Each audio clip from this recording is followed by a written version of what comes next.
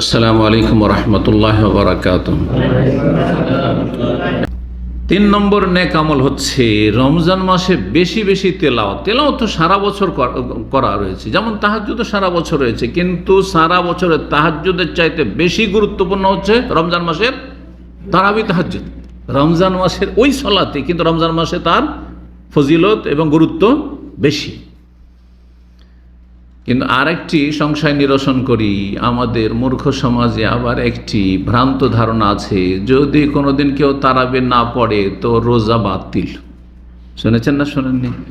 এটা বাঙালি ফতোয়া, এটা বাঙালি সমাজের মূর্খদের ফতোয়া। না, রোজার সাথে তারাবি পড়া না পড়ার কোনো সম্পর্ক নেই। রোজা সিয়াম ফরজ, আর তারাবি হচ্ছে সুন্নাত।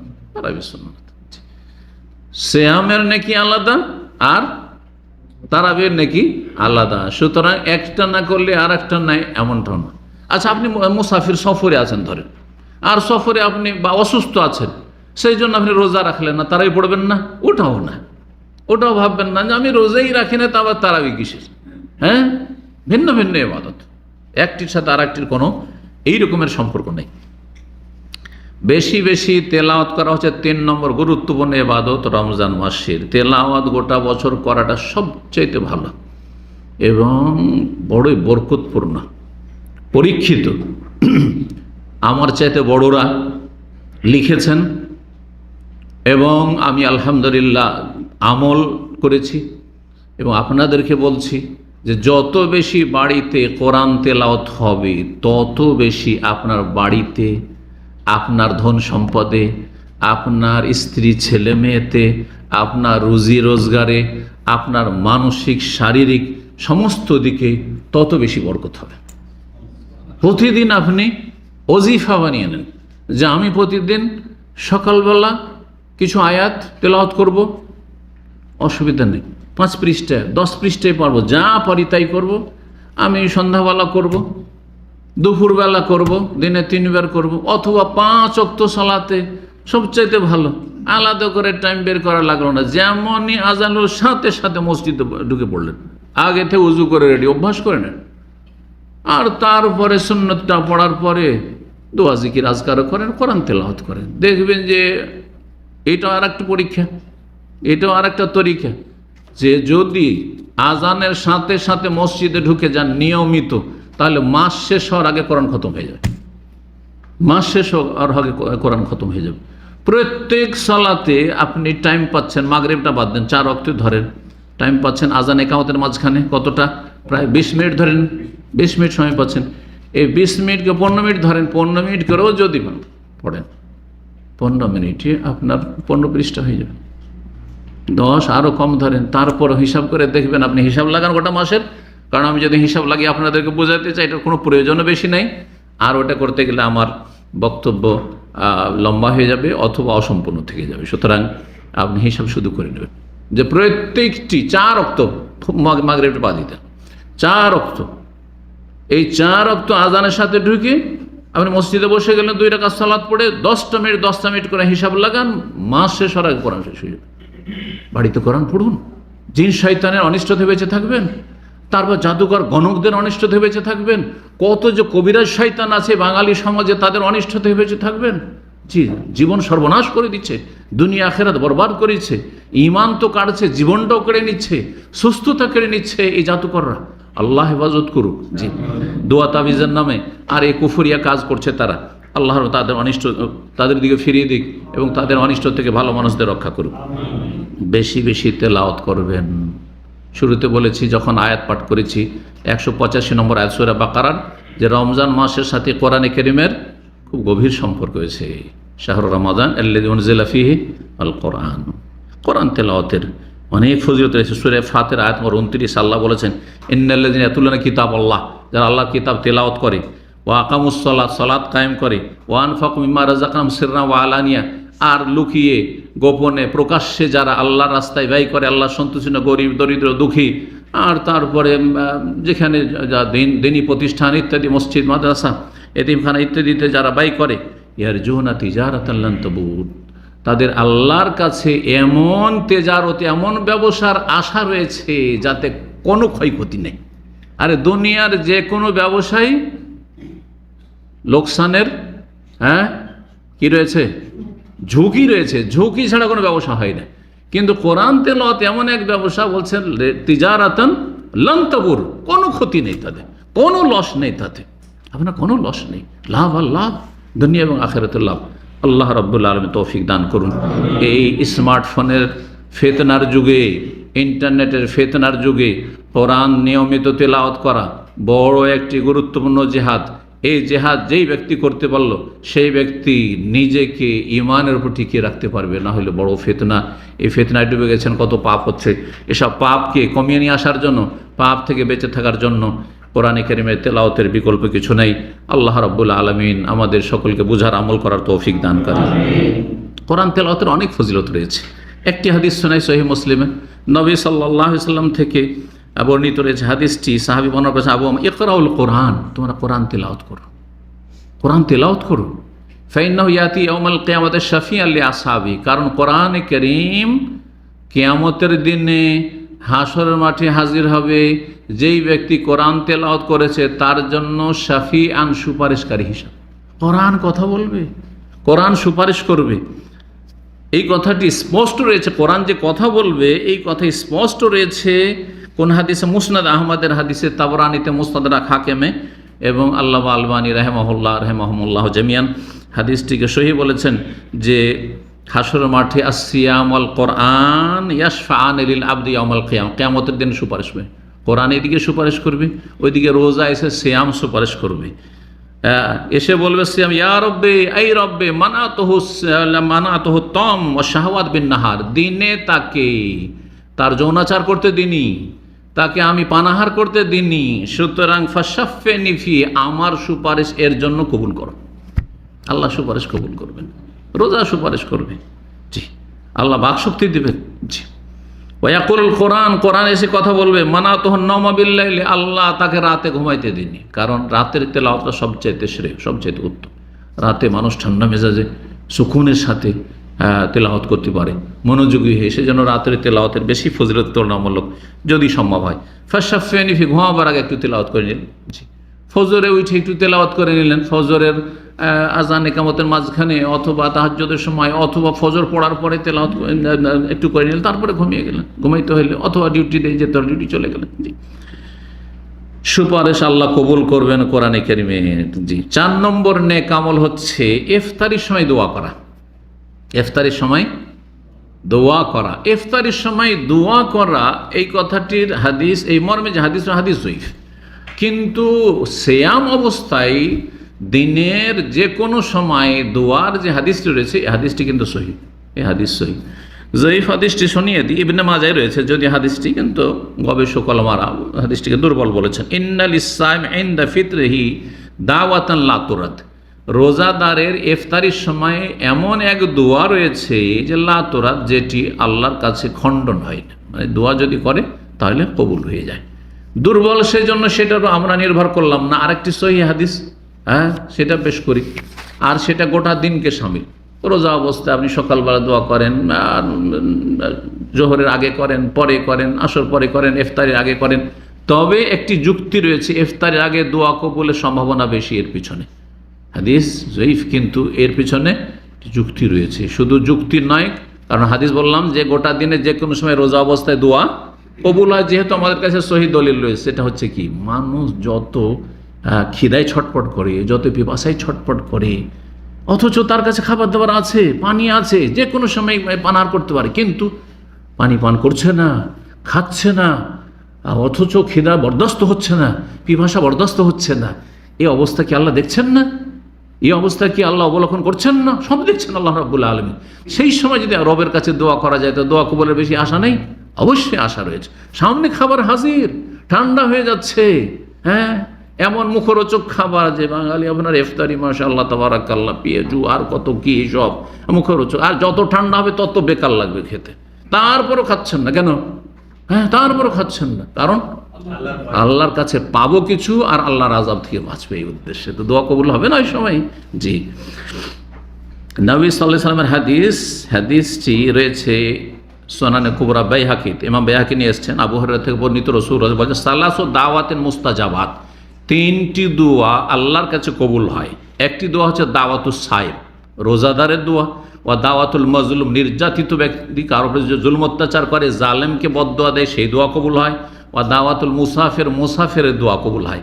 আর একটি হাদিসে রয়েছে যে দাওয়াতুল ওয়ালেদ, মুসাফিরের জায়গায়, অথবা এই যে তিনটি ছাড়া আর একটি উল্লেখ করা হয়েছে, সেটা মিলিয়ে চারটি হয়ে যাবে। সেটা হচ্ছে বাবা মা যদি দোয়া করে ছেলে মেয়েদের জন্য, সেই দোয়া কবুল হয়। দাওয়াতুল ওয়ালেদে লিওয়ালেদিহি, ওয়ালেদ মানে শুধু বাবা নয়, ওয়ালেদ মানে জনক, সে বাপ হোক অথবা মা হোক। 5 নম্বর নেক আমল হচ্ছে এতেকাফ। রমজান মাসে একটি গুরুত্বপূর্ণ ইবাদত, যা রমজান মাসের শেষ দশকে সুন্নাতে মুআক্কাদা, ফারজে কিফায়া নয়। কোনো কোনো মাযহাবে ফারজে কিফায়া বলা আছে, মানে প্রত্যেক গ্রামে একজন হইলেও কি করতে হবে, এই ফরজ আদায় করতে হবে, না হলে গোটা গ্রাম তাহলে গুনাহগার হয়ে যাবে। এটা হানাফি মাযহাবের ফতোয়া। কিন্তু এই মর্মে সঠিক কথা হচ্ছে যে সবার জন্য সুন্নাতে মুআক্কাদা, পারলে সুন্নাত, যেমন তারাবি সুন্নাতে মুআক্কাদা, ফরজ ওয়াজিব নাই, ঠিক তেমন এতেকাফ শেষ দশকের হচ্ছে সুন্নাতে মুআক্কাদা। আর প্রথম 10 দিনে, মাঝের 10 দিনে, অথবা গোটা বছরে যে কোনো সময় যদি কেউ এতেকাফ করে তো বলবেন নফল এতেকাফ। এটি তখন সুন্নাত বলবেন না, কি বলবেন, নফল এতেকাফ। কিন্তু শেষ দশকে নবী সাল্লাল্লাহু আলাইহি ওয়াসাল্লাম যতদিন থেকেছেন, রমজানের সিয়ামের বিধান নাযিল হওয়ার পরে দ্বিতীয় হিজরি থেকে 9 বছর এই এতেকাফ করেছেন। এবং নবী সাল্লাল্লাহু আলাইহি ওয়াসাল্লামের তিরোধানের পরে তাঁর সহধর্মিনী বিবিগণ কি করেছেন, উম্মাহাতুল মুমিনিন, তারাও এতেকাফ করেছে। সুতরাং মহিলাদের জন্য যদি নিরাপত্তা থাকে, মসজিদে তারা এতেকাফ করবে, মুসাল্লায় বাড়িতে নয়। কারণ হানাফি মাযহাবে আর একটি ভুল ফতোয়া রয়েছে, মহিলার নিজ নিজ বাড়িতে যায় নামাজে এতেকাফে বসে গেছে বাড়ির এক কোণাতে। এটি একটি বিদআত, এটি সহিহ নয়। জি, কারণ আল্লাহ কোরআনে কারীমের 187 নম্বর আয়াতে কি বলছেন, সূরা বাকারার 187 নম্বর, ওয়ালা তুবাশিরুহুন্না ওয়া আনতুম আকিফুনা ফিল মাসাজিদ, তোমরা স্ত্রীদের সংস্পর্শে যাবে না, হে মহিলারা স্বামীর সংস্পর্শে যাবে না, যদি ওয়া আনতুম আকিফুনা ফিল মাসাজিদ, যখন তোমরা মসজিদে এতেকাফ অবস্থায় থাকবে। মসজিদে এতেকাফ অবস্থায় বোঝা গেল যে আকিফুনা ফিল মাসাজিদ, মসজিদ ছাড়া এতেকাফ হয় না। আরেকটি আয়াত সূরা হজে রয়েছে, সূরা বাকারাতে রয়েছে, ওয়াতাহির বাইতা লিত-তায়িফিনা ওয়াল আকিফিনা ওয়া রুক্কাইস সুজুদ, আমার ঘরকে, কাবা ঘরকে পাক পবিত্র করো, লিত-তায়িফিনা তওয়াফকারীদের জন্য, আর ওয়াল আকিফিনা ইতিকাফকারীদের জন্য। তাহলে বোঝা গেল ইতিকাফের সম্পর্ক কিসের সাথে, মসজিদের সাথে।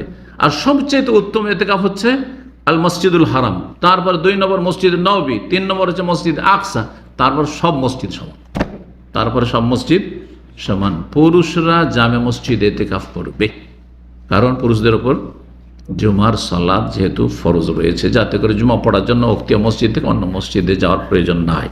এটি হচ্ছে সতর্কতা, যদিও বিষয় জরুরি কিনা ভিন্ন মত রয়েছে। এতেকাফ হচ্ছে আল্লাহর সাথে নির্জনতা, এতেকাফ হচ্ছে আল্লাহর সাথে।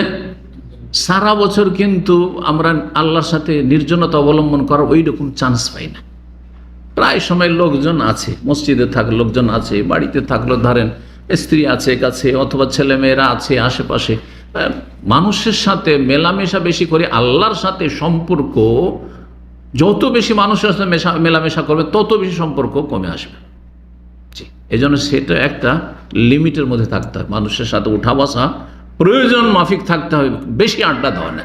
যারা যত বেশি আড্ডা দিয়ে বেড়ায় অপ্রয়োজনীয়, তারা তত বেশি কিন্তু আল্লাহ থেকে দূরে, আল্লাহর জিকির আজকার থেকে গাফিল। তো এই যে সুযোগ গোটা বছর আমরা পাচ্ছি না, কমপক্ষে 10টি দিন। ইসলামে আবার সংসার ত্যাগী হওয়া জায়েজ নয়, লা রহবানিয়াত ফি ইসলাম।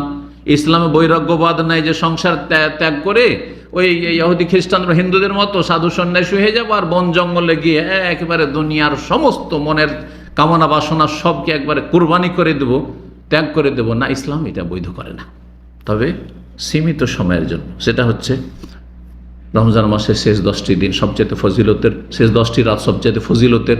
সুতরাং এই শেষ 10টি দিন রাত আল্লাহর সাথে নির্জনতা অবলম্বন করুন, আর নির্জনে চুপিসারে আল্লাহকে ডাকুন।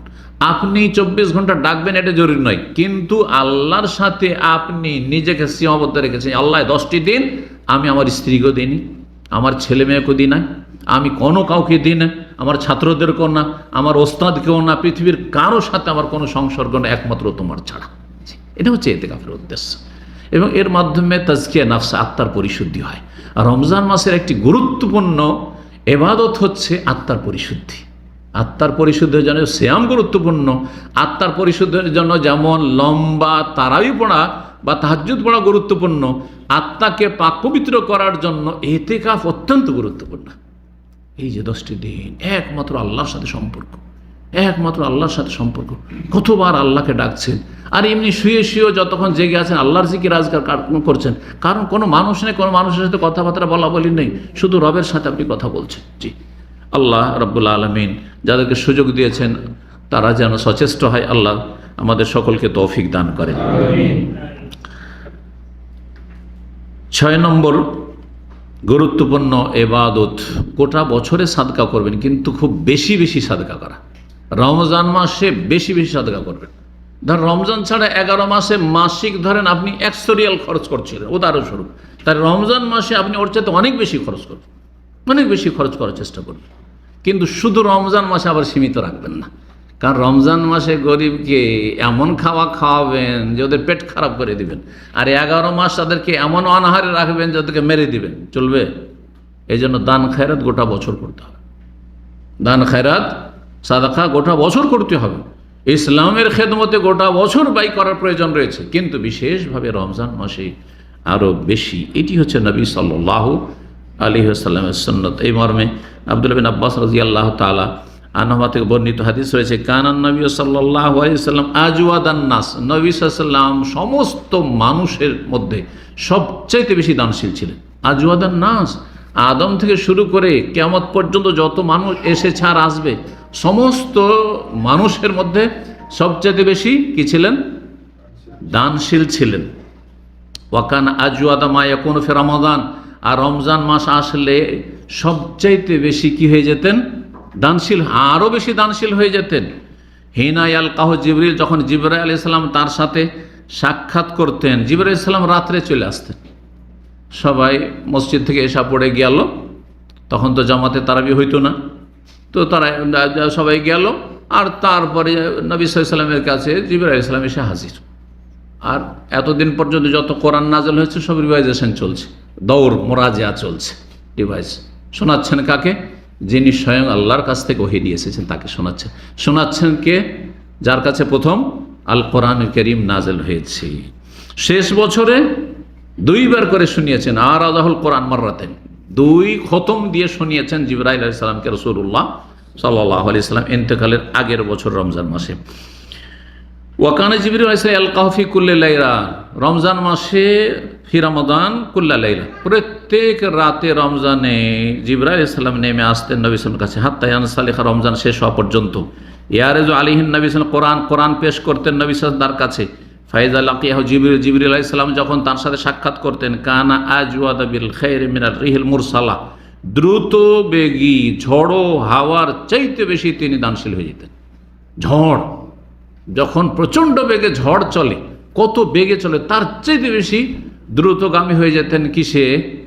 দান খায়রাত করায়। কারণ দান খায়রাত করাতে অধিকাংশ মানুষ পিছিয়ে থাকে, যখন দেখে যে না সবাই দিচ্ছে রে, না দিলে লোকে কি বলবে। অধিকাংশ লোকের দানটা কিন্তু এইরকম, হ্যাঁ ও এত টাকা দিল তো আমাকে তো অন্তত মান সম্মান রক্ষা করতে হবে, সুতরাং ওর তো কাছাকাছি থাকতে হবে কমপক্ষে, না হলে ওর থেকে আগে বাড়ার চেষ্টা করতে, ও কেন আগে বেড়ে যাবে না, এইরকম যেন না হয়। এতে কিন্তু নেকি কমে যাচ্ছে অধিকাংশ মানুষের। রমজান মাস হচ্ছে তাহলে শাহরুস সাদাকাহ, বিশেষভাবে দানের মাস। 7 নম্বর নেক আমল হচ্ছে রমজান মাসে রোজাদারকে ইফতার করানো। রমজান মাস হচ্ছে রোজাদারকে ইফতার করানোর মাস। এই নেক আমলটি করবেন। আর ইফতার করানো শুধু গরিবদের জন্য নয়, ইফতার করানো যেমন গরিবকে সামিল তেমনি আমিরকে সামিল, সচ্ছল লোকদেরকে সামিল। ইফতার সকলের জন্য।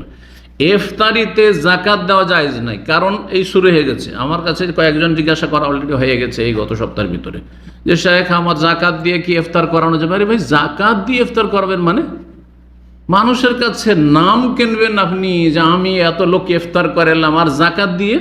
হারাম এটি। হ্যাঁ, জাকাত সচ্ছল ব্যক্তির জন্য খাওয়া হারাম, সচ্ছল ব্যক্তির জন্য খাওয়া হারাম। মিসকিন, যার অভাব রয়েছে, যে কোনো ক্ষেত্রে আংশিক অভাব রয়েছে, 25 দিনের খাবার জোটে 5 দিন জোটে না, 5 দিনের সমান জাকাত নিতে পারবে, হ্যাঁ, কিন্তু তার বেশি নিতে পারবে না। খাওয়া দাওয়া চলে যাচ্ছে, চিকিৎসায় 1 লাখ টাকা লাগবে, একটা পয়সা নেই, হ্যাঁ 1 লাখ টাকা চিকিৎসা নিতে পারবে। এইভাবে যার যে প্রয়োজনটা রয়েছে সেই প্রয়োজনটা মেটার জন্য জাকাত নিতে পারবে, তাকে মিসকিন বলা হয়। আর যার খাবার দাবারই নাই একেবারে, সে হচ্ছে ফকির। এই জন্য আল্লাহ বলছে ইন্নামা সাদাকাতুল লিল ফুকারায়ে ওয়াল মাসাকিন। কিন্তু আমরা তো মোটা খাই, মোটা বুঝি, আমার দেশের মানুষরা ফকির মিসকিন মনে হচ্ছে দুটোই একই, না, দুটো একই নয়।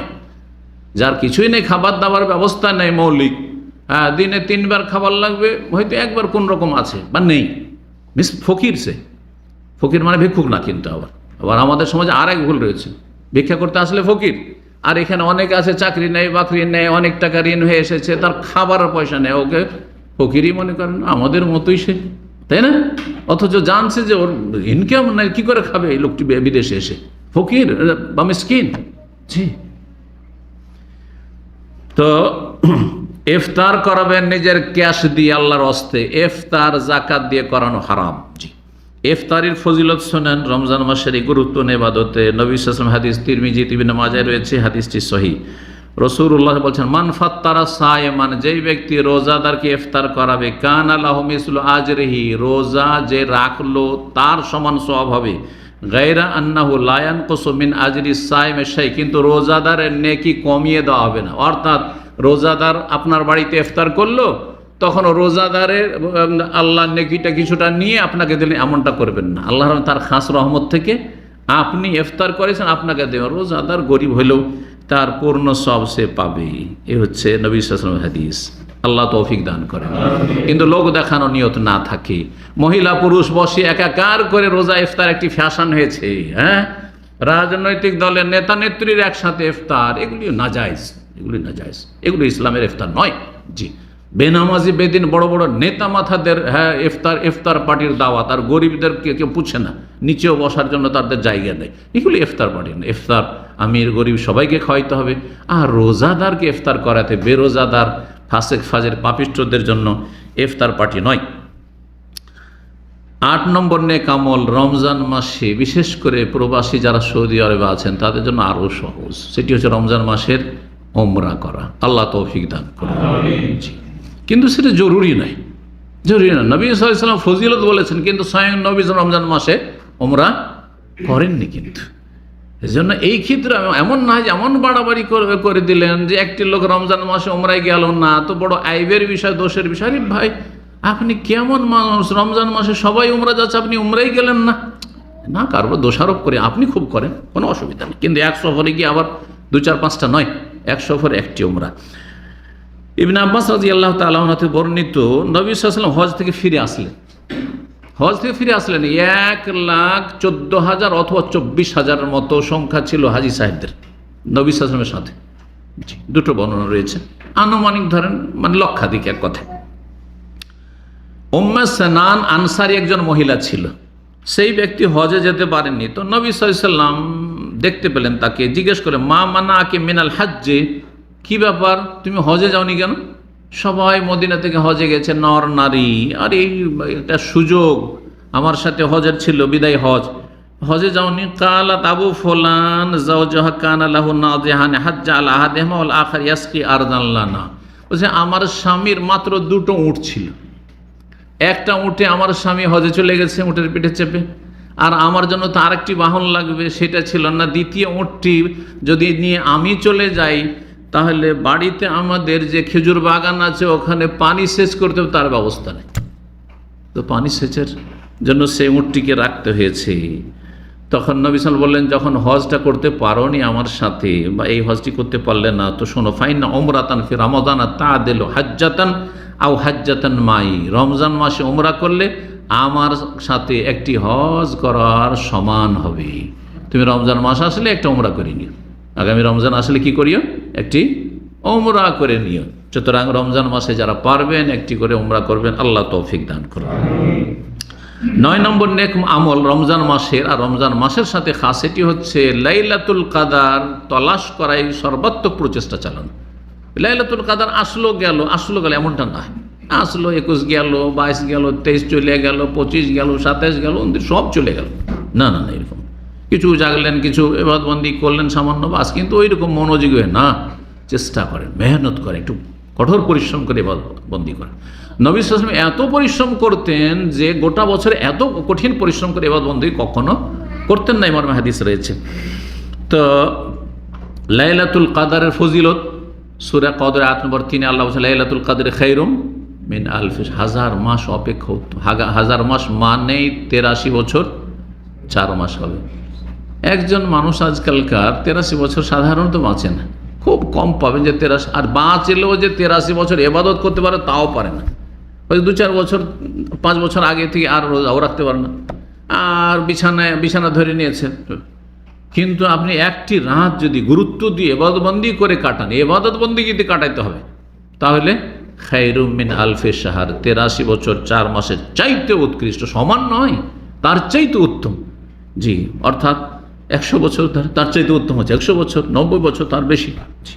আল্লাহ তৌফিক দান করবেন। নবী সাল্লাল্লাহু আলাইহি সাল্লাম এই লাইলাতুল কাদর সম্পর্কে ওই ফজিলতে বলেছেন যেটা বলেছেন রমজানের সিয়ামের ফজিলত, ওইটি বলেছেন তারাবির ফজিলত, আর ওইটি বলছেন লাইলাতুল কাদরের ইবাদত বন্দি করা ফজিলত। ওমান কামা লাইলাতুল কাদর ঈমানান ওয়া ইহতিসাবান গফিরা লাহু মা তাকাদ্দাম মিন যামবিহি, যেই ব্যক্তি কদরের রাতের ইবাদত বন্দি করবে আল্লাহর প্রতি ঈমান নিয়ে নেকির আশায়, তার অতীতের গুনাহগুলি মাফ করে দেওয়া, একই অতীতের গুনাহ মাফ। জি, সুতরাং কদর রাত তলাশ করবেন। 10 নম্বর, রমজান মাসের ইবাদত হচ্ছে শেষ দশকে শুধু কদর রাত বেজোড়গুলিতে নয়, বরং 10টি যে রাত রয়েছে এই 10টি রাতে কঠোর পরিশ্রম করা। রমজান মাসের শেষ দশকে কঠোর পরিশ্রম করা। সহিহ মুসলিম হাদিস রয়েছে, মা আয়েশা রাদিয়াল্লাহু তাআলা আনহা বলছেন যে কানা রাসূলুল্লাহ ইয়াজতাহিদু ফিল আশির আওয়াখিরে মা লা ইয়াজতাহিদু ফি গায়রিহি। রমজান মাসের শেষ দশকে নবী সাল্লাল্লাহু আলাইহি ওয়াসাল্লাম এত কঠিন পরিশ্রম করে ইবাদতবন্দি করতেন, অন্য সময় এত বেশি করতেন না। পা ফুলে যেত, পা ফেটে যেত। জি, নবী সাল্লাল্লাহু আলাইহি ওয়াসাল্লাম সারা রাত ধরে কিয়াম করতেন। আল্লাহু আকবার। জি, আল্লাহ রাব্বুল আলামিন আমাদেরকে নবী সাল্লাল্লাহু অনুসরণ করার তৌফিক দান করেন। 11 নম্বর নেক আমল হচ্ছে তওবা এবং ইস্তেগফার। এটা শুরুতেই করতে হবে। তওবা ইস্তেগফার হচ্ছে গোসল করার মতো। সারাদিন ডিউটি করে এসছেন আর শরীরে ময়লা আবর্জনা আর কালি আর কত কি লেগে আছে, ধুলো বালি লেগে আছে না। প্রথমে এসে করছেন কি, খাওয়া দাওয়া করছেন, আগে গোসল বাথরুম, গোসল করে ফ্রেশ হয়ে তারপরে দুটো খাওয়া দাওয়া করে তারপরে চল মসজিদে যাই না ইসলামিক সেন্টারে যাই, ঠিক না? বিনা গোসলে বাইরে বেরোবেন, দেখা যায় না আপনার দিকে এমন হয়ে আছে আপনি, আপনার অবস্থা। তো রমজান মাসের আগে যে 11 মাসে বিভিন্ন গুনার কারণে এত ময়লা আবর্জনা হয়ে গেছে শরীরে, এটাকে ধুয়ে মুছে পরিষ্কার পরিচ্ছন্ন নিজেকে করার জন্য হচ্ছে তওবা, আল্লাহর দিকে ফিরে আসা, ইউটার্ন। আর ইস্তিগফার মানে আল্লাহর কাছে ক্ষমা চাওয়া। তওবা মানে আল্লাহর কাছে ফিরে আসা, আল্লাহ আর গুনাহ করব না, যে গুনাহগুলি করেছি আর করব না। আর ইস্তিগফার মানে আল্লাহ ক্ষমা করে দাও, যা হয়েছে তুমি মাফ করে দাও।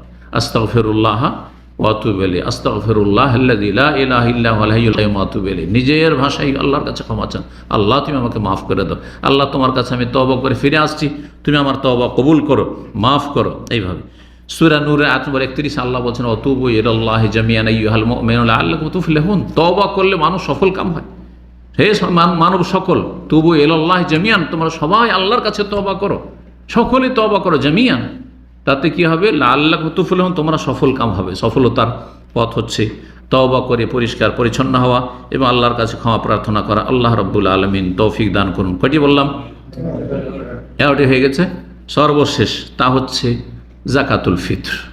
রমজান শেষ হয়েছে, রমজান মাসের সিয়ামে যেসব ত্রুটিগুলি হয়েছে, ত্রুটি মানে রোজা ভঙ্গের ত্রুটি নয়, রোজা অবস্থায় কাউকে গাল দিয়ে দিয়েছেন, কারো ওপর মেজাজ গরম করেছেন, কারোর সাথে একটু খারাপ আচরণ হয়ে গেছে, উচ্চস্বরে কথা বলা হয়েছে, রমজান মাসে কোনো মিথ্যা কথা হয়ে গেছে, এইরকম যদি হয়ে থাকে তাহলে এগুলি থেকে আপনার রোজাকে মুক্ত করার জন্য যাকাতুল ফিতর রাসূলুল্লাহ সাল্লাল্লাহু আলাইহি ওয়াসাল্লাম ফরজ করেছে। এই মর্মে অনেকগুলি হাদিস রয়েছে, তার মধ্যে একটি হাদিস শুধু শুনিয়ে শেষ করছি। আর কোরআনে কেউ কেউ বলেছেন যে কোরআনের আয়াত দ্বারা ফিতরা আল্লাহ ফরজ করেছেন, তা হচ্ছে সূরা আলার আয়াত নম্বর 14। সূরা আলার আয়াত নম্বর 14, কাদ আফলাহা মান তাযাক্কা, যে যাকাতুল ফিতর দিল সেই ব্যক্তি সফল কাম হইল। তাজাক্কার কেউ কেউ তাফসির করেছেন। ইবনে আব্বাস রাদিয়াল্লাহু তাআলা আনহুমা থেকে বর্ণিত, তিনি বলছেন ফারাদা রাসূলুল্লাহ যাকাতাল ফিতরি, নবী সাল্লাল্লাহু আলাইহি সাল্লাম ফরজ করেছেন যাকাতুল ফিতর। যাকাতুল ফিতরকে যাকাতুল ফিতর বলা হয়, যাকাতুল ফিতরকে সাদাকাতুল ফিতর বলা হয়। এই দুটো হচ্ছে হাদিসের ভাষা। আর এমনিতে ফিতরা ভাষাটি আরবদের মধ্যে রয়েছে, ফিতরা ওরা বুঝে। ফিতর কেন বলা হয়? কারণ আপনার ফিতর মানে হচ্ছে সমাপ্তি। কিসের সমাপ্তি? রোজার, ব্রেকফাস্ট। ফাস্টিং মানে হচ্ছে পানাহার থেকে বিরত থাকা, না খেয়ে থাকা। আর ব্রেক মানে ভাঙা, আর ফিতর মানে হচ্ছে ভাঙা। তো এই জন্য সন্ধ্যাবেলা ইফতার করেছেন, এক ইফতার। আর আরেকটি হচ্ছে রমজানের শেষ, যখন 29 বা 30 হয়ে গেল আর রমজান মাস শেষ হয়ে গেল, তখন কি করলেন? এই বছরের জন্য আমি সমাপ্তি টানলাম। কিসের? ব্রেক করলাম, রোজা, ফরজ রোজা থেকে ব্রেক করলাম। তো এই জন্যই এই ঈদকে কি বলা হয়? ঈদুল ফিতর বলা হয়। যে রোজা সমাপ্ত করার পরে, রোজা শেষ করার পরে যে ঈদ হয়ে থাকে। তো যাকাতুল ফিতর ফরজ করেছেন কি জন্য? তোহরাতাল লিসাইম, এতে রোজাদার পাক পবিত্র হবে। কি থেকে? মিনাল লাগওয়ি ওয়ার রাফাস, যে অসার কথা কাজ হয়েছে, এবং ওয়ার রাফাস যৌনাচার হয়েছে। যৌনাচার মানে হারাম নয়, স্ত্রীর সাথে বেশি বাড়াবাড়ি এমন ঠিক নয়, অথবা কোনো দিকে নজর, রাস্তাঘাটে আজকাল তো বুঝতেই পারেন, আল্লাহ এই ফিতনা থেকে বাঁচিয়ে রাখুক, নজরের ফিতনা। আর তারপরে রাস্তাঘাটে যেতে হবে না, মোবাইল আছে, আর যদি ফেসবুক থাকে, ইউটিউব থাকে, নাও চান তবুও অ্যাড চলে আসছে। তো এই যে রাফাস, এগুলি হচ্ছে যৌনাচার, এক ধরনের রাফাস। তো এইগুলি যে ত্রুটি হচ্ছে, এই ত্রুটিগুলোর থেকে মুক্ত রাখবে। এই জন্য রোজা অবস্থায় এসব সোশ্যাল মিডিয়া কম খোলাই ভালো, যেগুলোতে মহিলার ছবি আসতে পারে। আল্লাহ রাব্বুনা বাঁচিয়ে রাখুন এসব থেকে। একটি ফায়দা রোজাদারের ফায়দা, আর একটি ফায়দা যাদেরকে ফিতরা দেবেন তাদের ফায়দা, তাদের উপকারিতা। সেটা হচ্ছে অতমাতান লিল মাসাকিন, মিসকিন দরিদ্রের জন্য ঈদের দিনগুলিতে খাদ্যের ব্যবস্থা করা। তাহলে বোঝা যাচ্ছে ঈদের আগেই বা ঈদের দিন সকালবেলায় মিসকিনদের ঘরে ঘরে দিয়ে দিতে হবে। আর জমা রেখে দিলেন, তারপর ঈদ পড়ে এসো, 1-2 দিন পরে ভাগ বন্টন শুরু হবে, সর্দার মণ্ডল ভাগ বিতরণ করে দিবে, জাকাত ফিতরা বন্টন করবে। তো ঈদের দিন কি খাবে গরিবরা? অযৌক্তিক কথা। সুতরাং আমাদের ভারত বাংলাদেশে যে তরিকা চলছে ফিতরা সম্পর্কে, সেই ফিতরা শরীয়তসম্মত আদায় হয় না। আসলে ফিতরা হচ্ছে যে সেই দিন তাদেরকে দারিদ্র মুক্ত করে। নবী সাল্লাল্লাহু আলাইহি ওয়াসাল্লাম আরেকটি হাদিসে আগনুহুম আনিল ফাকরে, ঈদের দিন তাদেরকে ফাকর, অভাব তাদের দূর করে দাও এবং তাদেরকে অভাব মুক্ত করে দাও।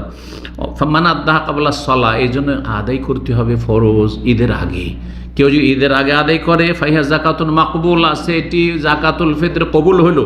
ওমান আদ্দাহা বাদা, ঈদ পড়ে এসে কেউ যদি দেয়, একদিন পরে দেয়, ফাইহা সাদাকাতু মিনাস সাদাকাত, তাহলে সেটি নফল সাদাকা, দান খায়রাত হয়ে যাবে, সেটা ফিতরা হিসাবে আদায় হবে না। আল্লাহ বুঝার তৌফিক দান করুন। হাদিসটি সুনান আবু দাউদে রয়েছে এবং হাদিসের মান হচ্ছে হাসান। এছাড়াও সহিহ বুখারীতে অনেকগুলি হাদিস রয়েছে, সহিহ মুসলিমও রয়েছে। আব্দুল্লাহ বিন উমর রাদিয়াল্লাহু তাআলা আনহু থেকে বর্ণিত যে রাসূলুল্লাহ সাল্লাল্লাহু আলাইহি ওয়াসাল্লাম ফিতরা ফরজ করেছেন। ফিতরা যেখানে আছেন সেখানে যদি গরিব পান তো সেখানে দেওয়া উত্তম।